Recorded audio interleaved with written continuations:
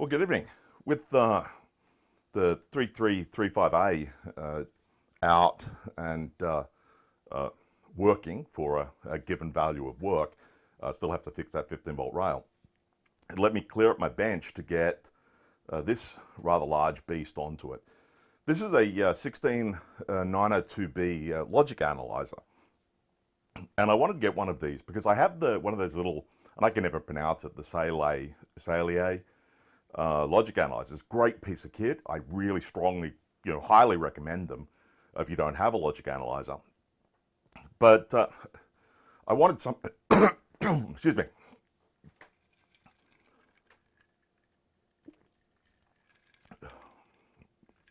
Drink of choice this evening is a little ginger ale. Anyway, I wanted to get something that would understand ECL and MECL, and I didn't feel like writing a protocol analyzer for the Salier. So I was on an auction and I saw one of these, a working 16700, I think it was, or 16800, and nobody was bidding on that, so I bid $25 on it. And this one was also available for $25, and I thought, well, I'll take a gamble, $50 for the two of them. And I won them, and so this unit here doesn't boot up, they said. It didn't power on. Now, sorry, it powered on, but you didn't get anything on the LCD. Now, these things are basically just a PC. In the bottom here, there'll be a motherboard.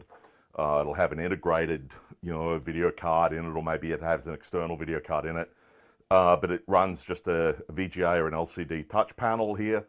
And I can plug in a USB keyboard. These little Logitech wireless USB keyboards are fantastic. I got this when I was on the IoT team to work with Raspberry Pi. Really made using Windows 10 on the Raspberry Pi quite easy. And I've plugged in just over here. You can see the corner of it, an external monitor. So what I wanted to do was just to see what was going on. So let me just get ready, because we'll take a look and we'll see the monitor booting. So I just got to make it so that I can easily spin the camera around. Okay, so there we go. So we should be able to see what's going on. Let me zoom back a little bit more. All right, so now let's turn this guy on. All right, so we can hear it powering up. Oh, and we get something on the external monitor. Oh, there we go. We're getting the Agilent Technologies stuff.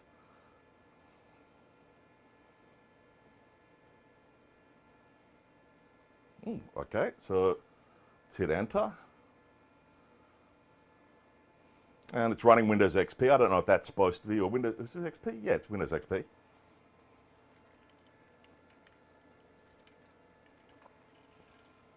I'm not sure if these things are upgradable, but there is basically just a PC in it. Okay, I can hear the hard drive going.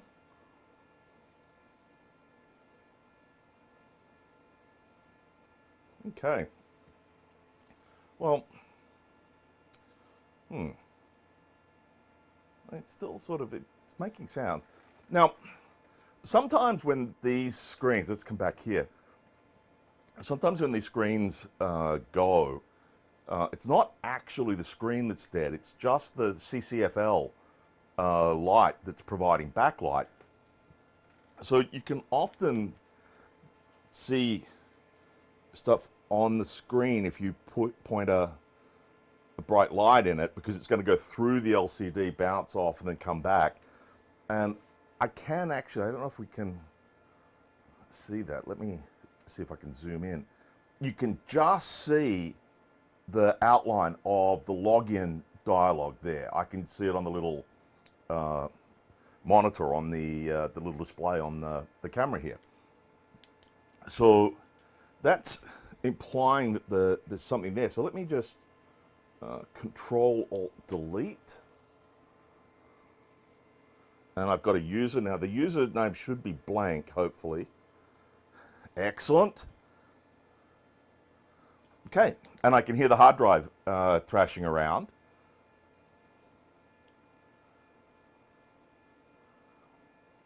So now there has to be a way to bring this up. So let me go take a look at that, and I'll be right back. Okay, so um, according to the manual, I should be able just to hit, let's zoom back out a little bit. I should just be able to hit this touch button here until it goes red. There we go. And that should have changed the monitors, but it didn't. Let's see if I can see what's going on. Oh, no, hang on. There is a multi-display dialog that's just come up. So let me go up to the corner here.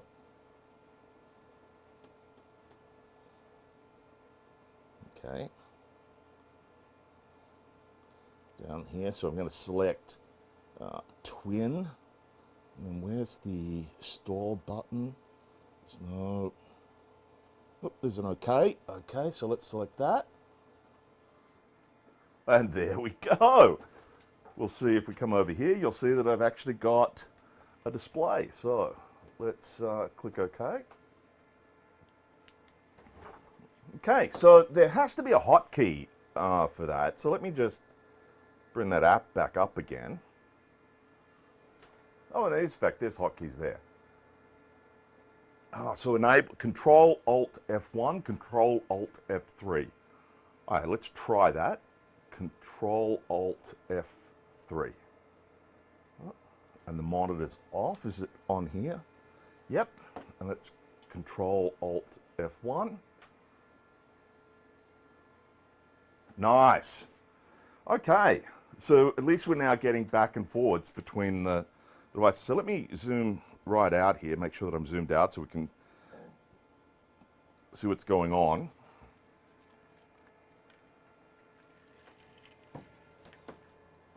And let's see what else is here. Now I haven't read the instruction manual. Is there a way? Just make sure. I always want to make sure that I can set that.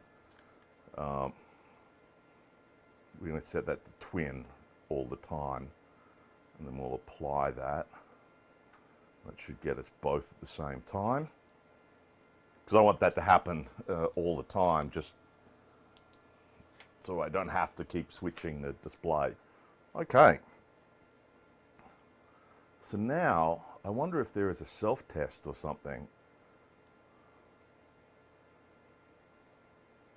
Window, help. Oh, self-test, there we go.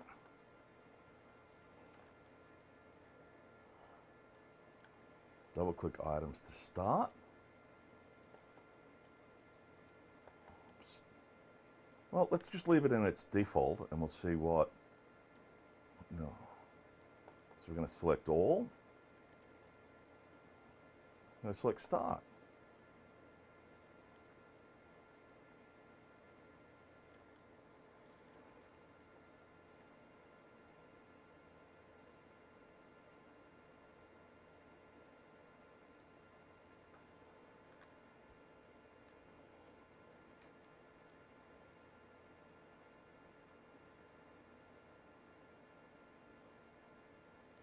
Okay, so that seemed to have run everything, and everything seems to pass, so that's pretty nice. Okay, let's close that. Let's go back here. And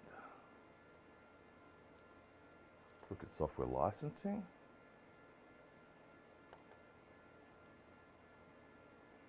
We had a license. We have no licenses installed. Oh, well. Let's have a look what else is there. Software update.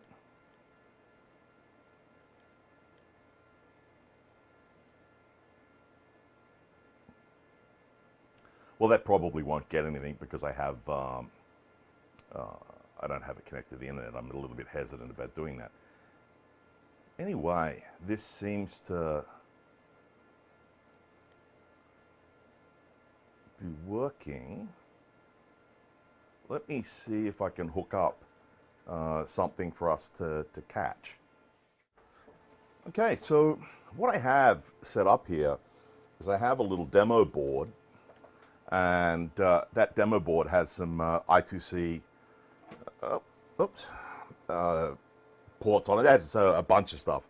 But I'm just using the standard flying leads here, and I don't want those to fall off. So, all right, so now let's go in, and I think what I need to do is go in and set up a new probe.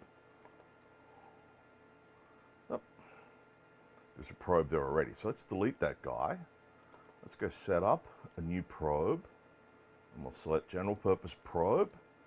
I'm going to add a probe. Now I'm using the flying leads, so that's these guys down the bottom here.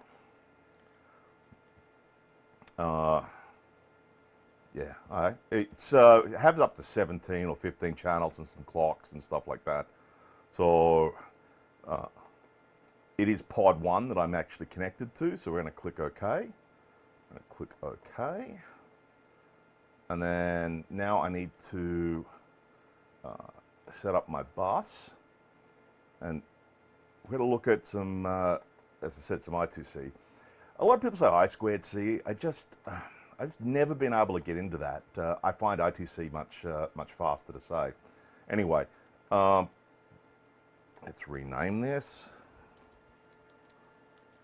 Okay, so you can see that it has this visual keyboard. Remember, this is going to come up because this screen here is actually a touch screen. So I have that, and I've connected it to 0 and 1. So let's click OK. And here we can see that I'm in here. So let's actually give this a run, and we'll run it once. And I think it's run. Let's just zoom out a bit. Oh yes, there we go. Look, we've got some data there. So let's just zoom in a little bit because we're at the front of that data.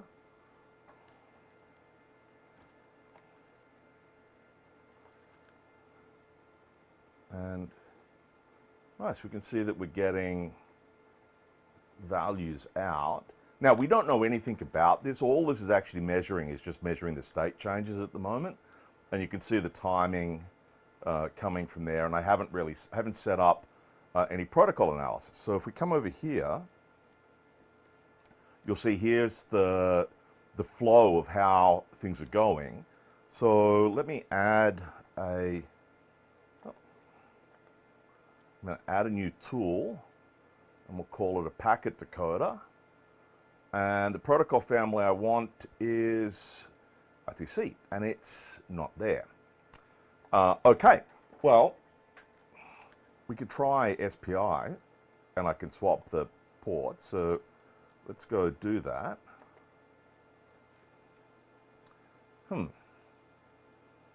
Okay, clearly I need to purchase a license for something. Well, that's a bit of a bummer. Let me go and check on that.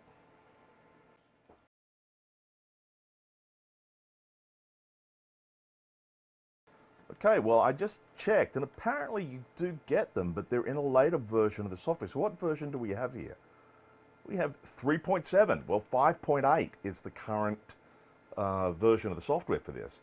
So I think what I'm going to have to do is upgrade this puppy. So let's plug this into the network. Let me see what the download is and the install instructions, and then we'll do that. Okay, so I have the new software. So let's see if we can open it up. Okay, well, I'm going to run this, and then we'll come back after it's done. Well, that took so long. It's actually the next morning here, so let's turn it on. Drink of choice is now coffee.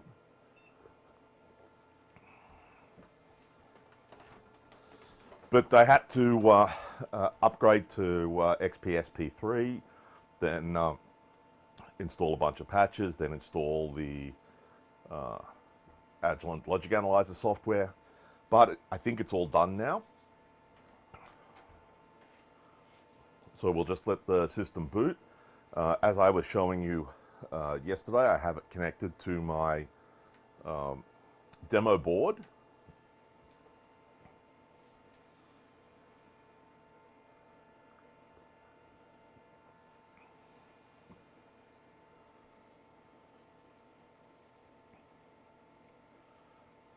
Okay, so now let me grab my little keyboard.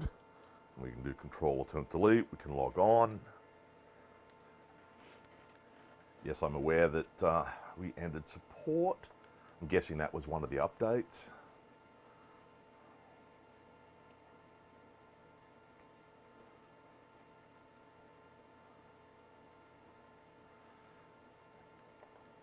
Yes, we don't have antivirus installed on these things, so we found the frame.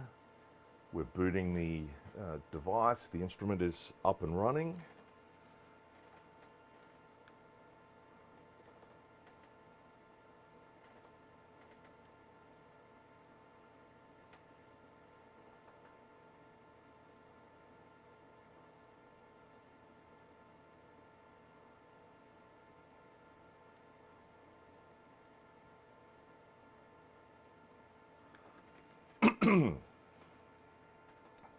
Wow, it's pretty hard. If you're slower to get from the app start to app launch than you are from system start to Windows Desktop, that's a pretty challenging achievement.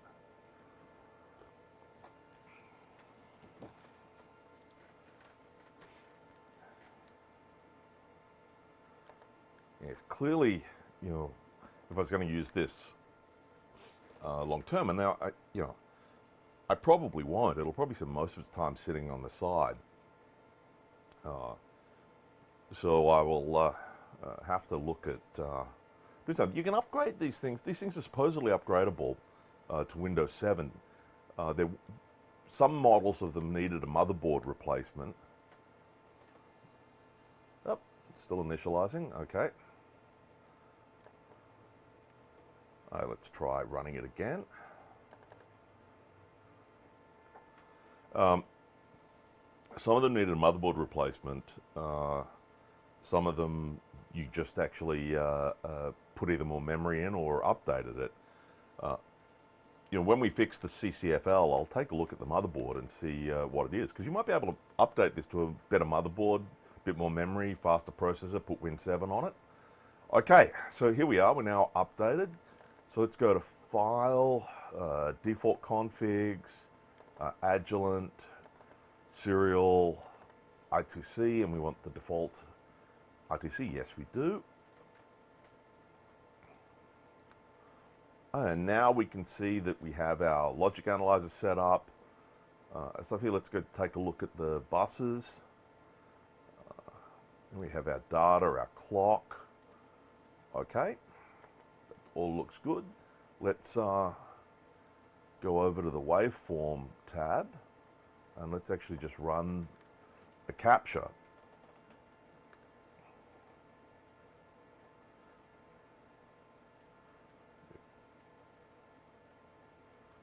Okay, so now I should be able to use the little knob to zoom in, and there you can see we're getting our data. That's nice.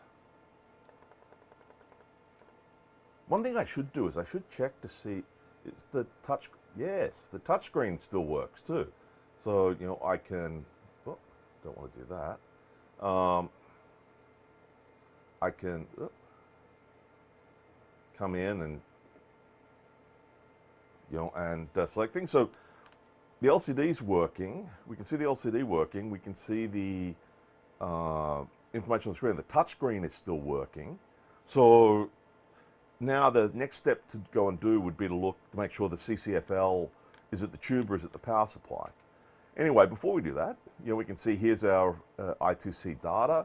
We can just scroll through that. I could set triggers. I could look at look for particular data points and all that sort of thing. But overall, that seems to indicate that the instrument is working. All right, well, in the next video, we'll take a look at on the inside of this guy, and we'll see about fixing that, or about discovering where the fault is with that the display backlight. Anyway, if you enjoyed this, give it a thumbs up, and I'll catch you in the comments and see you next video.